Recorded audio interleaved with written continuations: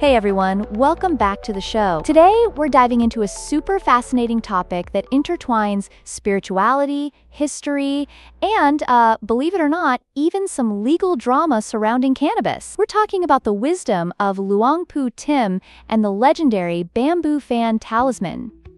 Now, Luang Pu Tim Isariko, a renowned monk from Rayong, Thailand, has quite the reputation. His amulets are celebrated for their amazing powers in areas like good fortune and invulnerability. Isn't that wild? Wow, So, he was not just a monk, but almost like a spiritual superhero, right?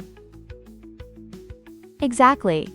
And what makes it even more interesting is the story of how he sought the knowledge of the bamboo fan talisman. Get this, he actually offered cannabis to another monk, Luang Pu Krad, at Wat Lahan Rai. This act was believed to have facilitated his transmission of wisdom, while another monk didn't receive that same blessing.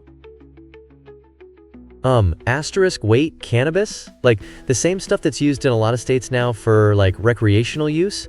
How did that fold into a spiritual practice? That's a great question.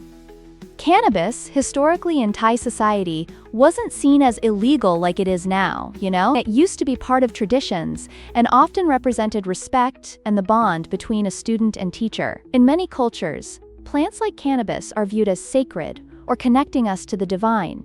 In this case, it symbolized Luang Pu Tim's respect for his teacher. Interesting. It's kind of like how certain cultures use, hallucinogenic plants during rituals to reach higher states of consciousness, right? Absolutely. It's similar. But the twist here is how the legal landscape has changed. By 1934, laws around cannabis possession shifted dramatically, which affected its perception in Thai society. It's almost like flipping a switch.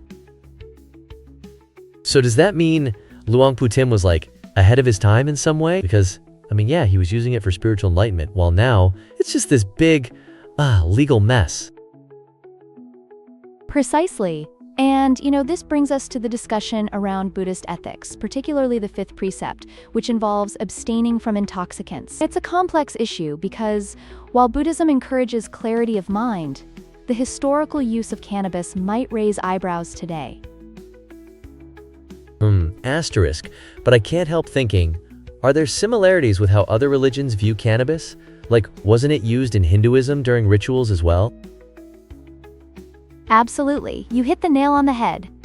In Hinduism, cannabis is often seen as sacred, associated with deities like Shiva, particularly during festivals. Yet even there's kind of a debate about appropriate use versus misuse. That's so cool. So it's not just about legality, but also about the respect for the plant itself, This nuanced conversation around cannabis and spirituality is super relevant today as society shifts its views. Exactly. And understanding its role across different religions and cultures helps us make sense of its significance in spiritual development. At the end of the day, what's truly essential is how individuals engage with their practices and beliefs. Wow, so it's the perception of cannabis really reflects the bigger picture of cultural and spiritual practices too. It's honestly mind-boggling to think about how intertwined all those elements are. Right? And as we explore these connections, we not only better understand our own practices today, but also gain insights into how these traditions evolve over time. There's so much more to unravel. I'm seriously loving this discussion. It makes me think about, where these historical practices lead us in today's world. What an adventure.